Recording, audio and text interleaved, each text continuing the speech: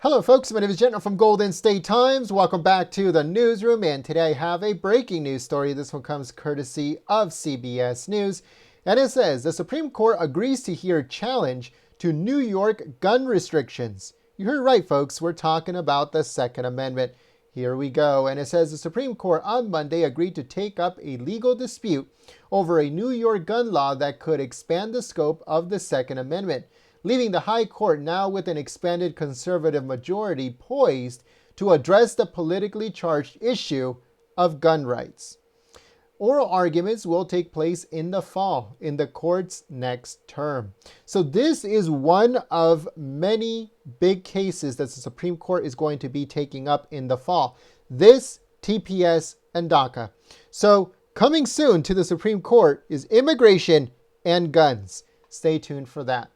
It says the High Court has shied away from jumping into contentious issues of gun rights since issuing its last major rulings in 2008 and 2010, when it found the Second Amendment protects the rights to have firearms in the home for self-defense. The justices in June turned away a bevy of challenges to state laws placing restrictions on guns, and after hearing oral arguments, dismissed a dispute over a New York City rule restricting where licensed handgun owners could transport locked and unloaded firearms because the measures were changed. It goes on to say that the case to be heard by the justices involve a New York City regime that prohibits people from carrying concealed handguns outside of the home without a license. To obtain a license, someone must apply and must demonstrate a proper cause or special need for self-protection distinguishable from that of the general community or of persons engaged in the same profession. So let's say, for instance, you're in a certain profession and you believe that you need, self-protection, and you want to apply for a gun and you get it. Someone with a similar profession, it will make it a lot easier for them to get one too. But if you're in a profession and they believe that you do not have enough probable cause or proper cause to get one, then someone else that applies with that same profession as you can potentially be denied because they denied you. So that is where it gets into a gray area, and that is where SCOTUS is going to look into, and they're going to make a determination, hopefully. Joined by the New York State Rifle and Pistol Association, two New York residents challenged the state's framework for obtaining a license to carry a handgun in public after their applications to do so were rejected on the grounds that they failed to show proper cause to carry a firearm in public for self-defense. The group argued that the law was an unconstitutional infringement of the Second Amendment, but both the Federal District Court and the Second U.S. Circuit Court of Appeals upheld the licensing rules.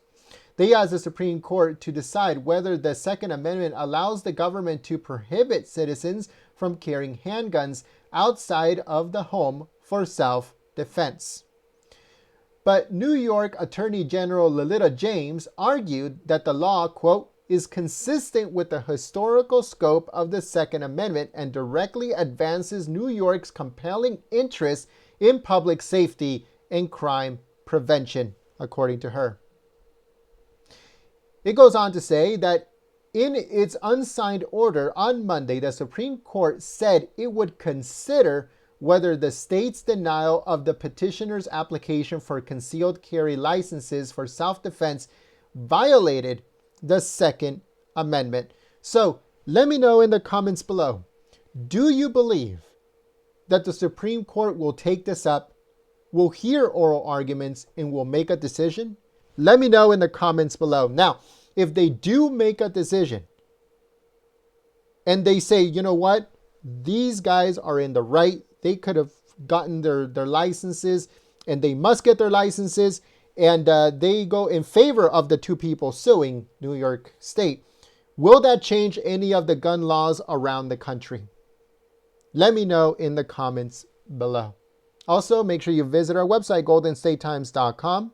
If you're new to the channel, we encourage you to subscribe and click that bell.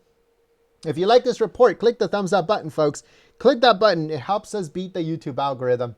Make sure you follow us on Twitter, you like us on Facebook, or if you're on Gab and Parler, make sure you follow us at Golden State Times. And I hope to see you here very soon.